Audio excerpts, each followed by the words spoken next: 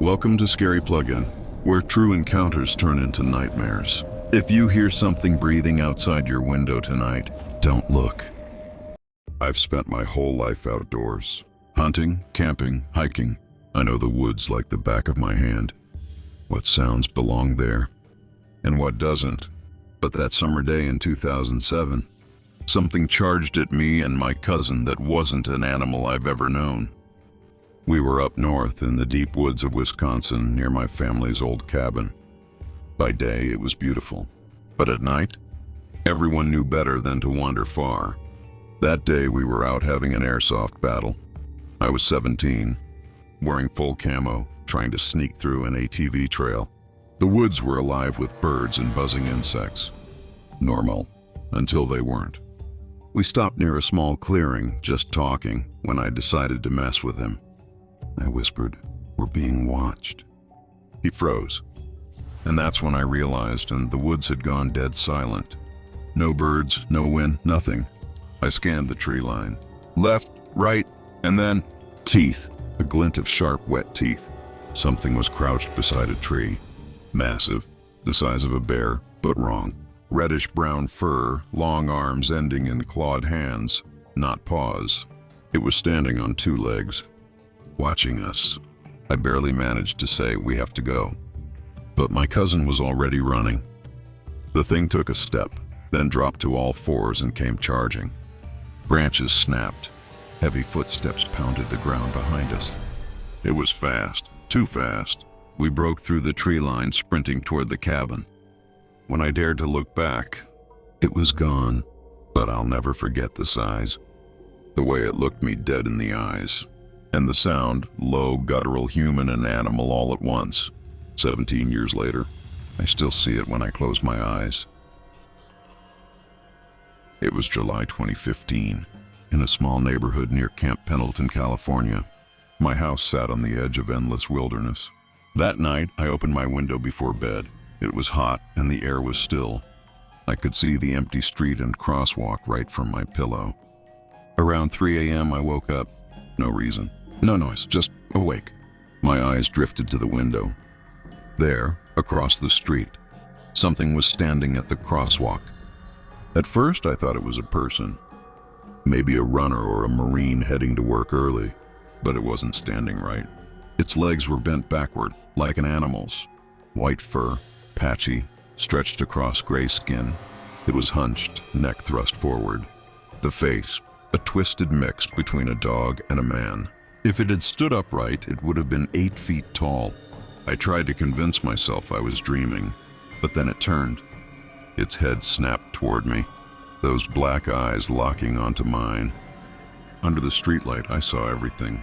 Every strand of fur, every line of muscle. I slammed my window shut, dropped the blinds, and dove under the covers, like a terrified kid. 2 years later, 2017, I woke again, this time hungry, and went downstairs. The kitchen window was cracked open, no screen, and I heard it, breathing, right behind me, heavy, wet, animalistic. I couldn't move, couldn't even breathe. After 2 minutes that felt like forever, the sound faded. Footsteps crunched away into the dark. People told me I imagined it, but I'll never forget the eyes under that streetlight, and that breathing outside my window. It was 2008. I was driving from Atlanta to Pensacola around 3 a.m., somewhere near Flomaton, Alabama. The road was empty. No cars, no lights, just darkness and pine trees. Then my headlights caught movement. Something crouched over a deer carcass on the side of the highway. At first, I thought it was a bear. Until it stood up. It wasn't a bear. It held the deer's leg in both hands. Hands, not paws, twisting it off like a toy. Its face was wolf-like but stretched, unnatural. When it looked at me, I swear it turned its upper body without moving its legs. No animal moves like that. I slowed down to 20 miles an hour. We locked eyes for a split second. Then it bolted, not running, leaping, cleared a fence, and vanished into a pasture. The scariest part, I could feel it watching me even after it disappeared into the dark. My great-grandmother owned 28 acres in rural Kentucky. 14 of those were passed down to me. When I was a teenager, I went exploring behind the old house with my boyfriend and a friend. At one point, I wandered off alone. The woods were quiet. Too quiet. I stepped into a small clearing near the edge of the forest, one I'd known since childhood, and instantly felt it, like eyes burning into me from the shadows. Something told me to turn around slowly. No sound, no sudden moves. I scanned the trees. Nothing. Except a fallen log off to the left. Except it wasn't a log. As I got closer, my stomach turned. It was fur, reddish-brown, breathing. Then the shape lifted its head. A massive wolf-like creature, as big as a black bear, was lying there, staring right at me. Its eyes tracked my every move. I couldn't scream. Couldn't run. Some instinct told me to walk. Slowly, when I finally cleared the woods, I bolted straight home. I didn't tell anyone, not even my friends. It felt like I wasn't supposed to. 5 years later, my cousin told me she'd seen it too. The same clearing, the same beast. Only hers had charged her when she threw rocks at the trees. We both grew up in those woods, but neither of us ever went back. I live in northern Michigan, deep pine forests, long dirt roads, no streetlights. Last week around 1:30 a.m., my dog started losing it at the back door. He's not a barker, but this time he was whining, shaking, desperate to get away. I stepped outside with a flashlight. The world was silent. Not even crickets. That's when I saw it. Movement at the tree line, maybe 40 feet away. It crawled out of the shadows. Long limbs, bent like a man on all fours, but wrong. Then it stood up. 7 feet tall, fur black and thick, the head shaped like a German shepherd's. Its eyes reflected red in my light. It stared at me. Didn't move. Didn't breathe. My dog bolted inside, tail between his legs. After what felt like forever, it dropped down and disappeared into the woods. No sound, no trace. 2 nights later, I saw it again, circling the house, step by step. Every time I looked through a window, it turned its head toward me. Like it could sense where I was. That was 3 days ago, and I still hear it sometimes, pacing outside just beyond the trees. It was July of 2015, Wise River, Montana. Population small. Nighttime silence, absolute. I lived out there alone, in a small cabin tucked between pines and cold air. Life in the wild had its perks. No neighbors, no noise, just the sound of the river. That night I was flipping through TV channels when the satellite signal started, cutting in and out. It happened sometimes when the weather got weird, but the sky was clear. Still, the screen flickered, then went black. I sighed, grabbed my flashlight and rifle and stepped outside. It hit me immediately like the silence.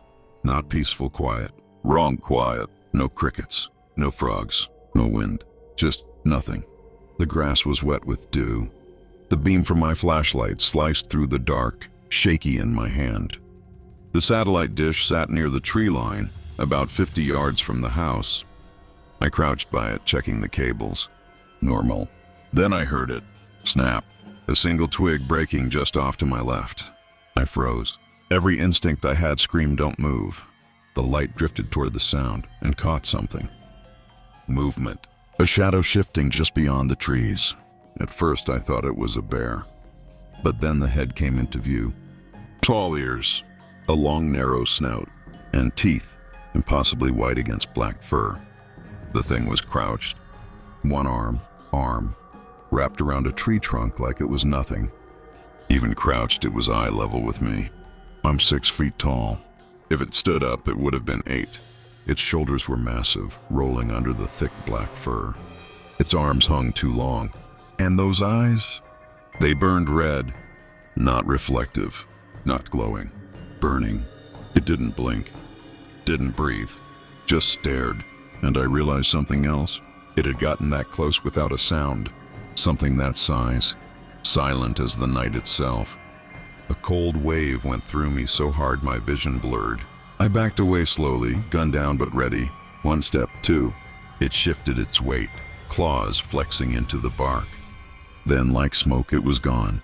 No sound, no rustle, nothing. I ran. I don't even remember reaching the door, just slamming it shut and locking every bolt. I moved out a month later, and every time I drive through Wise River now, I can feel it. That same silence, like it's still there, watching.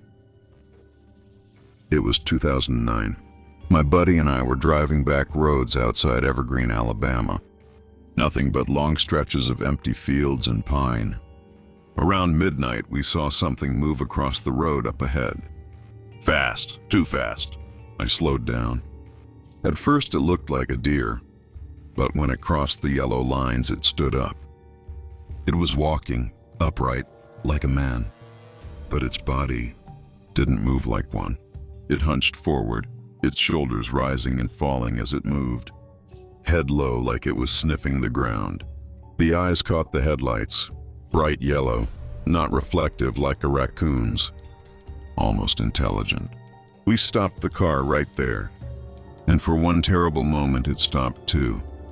Then it turned its head toward us. The mouth opened, rows of sharp, uneven teeth, and then it bolted, cleared the ditch, and disappeared into the field. We sat in silence for minutes before either of us spoke. What the hell was that?